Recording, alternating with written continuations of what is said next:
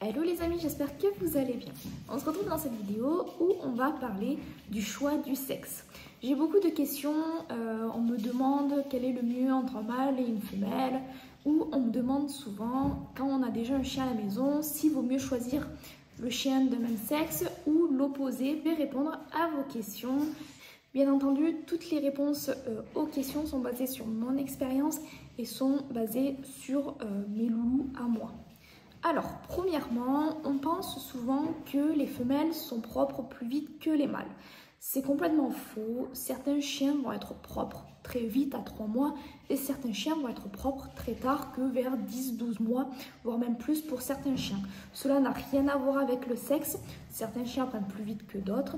C'est comme pour les enfants, certains apprennent plus vite que d'autres. Maintenant, c'est complètement faux. Les femelles ne sont pas plus vite propres que les mâles. Ensuite, quand on parle de propreté, on pense au marquage de territoire. Il est vrai que les mâles ont plus tendance à lever la patte que les femelles, mais il ne faut pas oublier que les femelles lèvent aussi la patte et marquent leur territoire comme les mâles. Les mâles ne vont pas forcément marquer leur territoire, ils ont tendance à lever la patte uniquement si il y a une femelle dans la même pièce et encore plus une femelle qui est en chaleur, mais c'est une question d'éducation également. J'ai plusieurs mâles et plusieurs femelles à la maison et lorsque les femelles ne sont pas en chaleur, les mâles ne lèvent absolument pas la patte. Après, je ne dis pas que ça n'arrive jamais, ça arrive, mais dans l'ensemble, si je ramasse un pipi de marquage de territoire par semaine, c'est le bout du monde. Donc voilà, pour vous dire que vraiment, ils marquent très peu. C'est une question d'éducation et si vous avez 1 ou 2 ou 3 chiens à la maison que vous avez bien éduqués, que ce soit des mâles ou des femelles, il n'y a aucune raison à ce qu'ils lèvent la patte.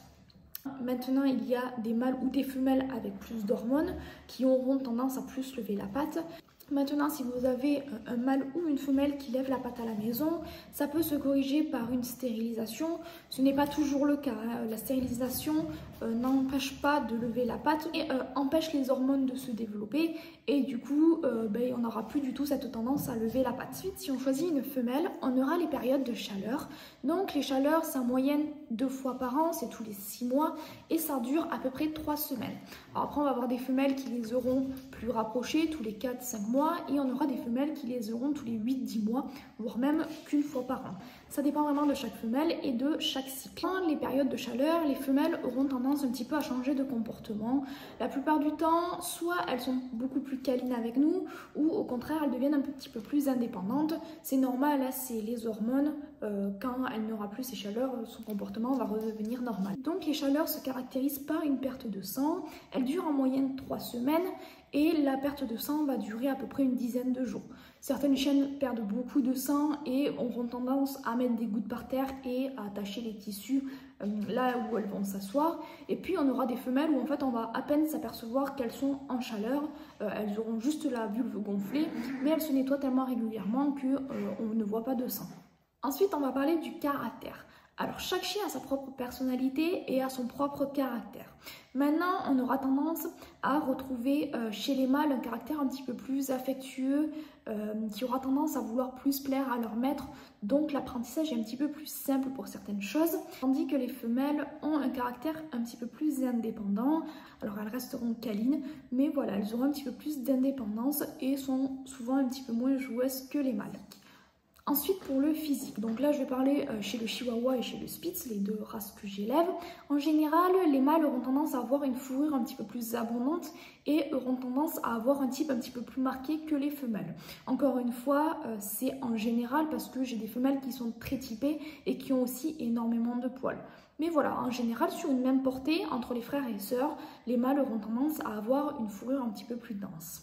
Ensuite, pour les gens ayant déjà un chien à la maison, on dit souvent qu'il faut prendre le sexe opposé pour éviter les bagarres. Alors ça, ce n'est pas forcément vrai. On va dire que ça dépend vraiment du caractère de chaque chien. Moi, pour ma part, j'ai des mâles qui sont très dominants, j'ai des mâles qui sont moins dominants. Mais dans l'ensemble, c'est mes femelles quand même qui dominent. J'ai surtout 2 femelles qui sont très dominantes. Et contrairement à ce qu'on pourrait croire, elles ne se cherchent absolument pas. Au contraire, elles font chacun leur vie de leur côté et ne rentrent jamais en conflit. Ensuite, quand on adopte un autre chien, la hiérarchie va se faire naturellement dans la meute. En plus, ce sont des races qui ne cherchent absolument pas la bagarre, elles ne sont pas bagarreuses. Donc même si vous prenez 2 mâles ou que vous avez 2 femelles, il n'y aura pas de souci. Maintenant, vous pouvez prendre aussi les sexes opposés, mais bien faire attention de faire stériliser l'un ou l'autre pour éviter les chaleurs. En général, je conseille de stériliser la femelle parce que si la femelle a ses chaleurs, elle pourrait déclencher les hormones au mâle, même s'il est castré. Ça n'empêche qu'il peut y avoir des saillies, alors elle n'aboutira pas, mais ça n'empêche pas les saillies et surtout ça n'empêche pas les hormones du mâle de se développer et donc il aura tendance à plus lever la patte si la femelle a ses chaleurs, même s'il est stérilisé. Pour conclure, je dirais que ce soit mâle ou femelle, ce sont tous des amours, qu'importe le sexe. Que vous ayez déjà un mâle ou une femelle à la maison, qu'importe, tant qu'ils ont de l'amour, il n'y a aucune raison à ce que ça se passe mal entre eux. Et le conseil que je pourrais vous donner, c'est de vraiment marcher au coup de cœur. N'attendez pas absolument une femelle ou un mâle. Je pense que le plus important est d'avoir un coup de foudre avec son futur bébé, avec lequel on va partager les 10 ou 15 prochaines années de sa vie. Voilà, j'espère que j'aurai répondu à quelques-unes de vos questions. En tout cas, n'hésitez pas à me laisser un petit pouce bleu, à vous abonner et je vous fais des très gros bisous, à bientôt.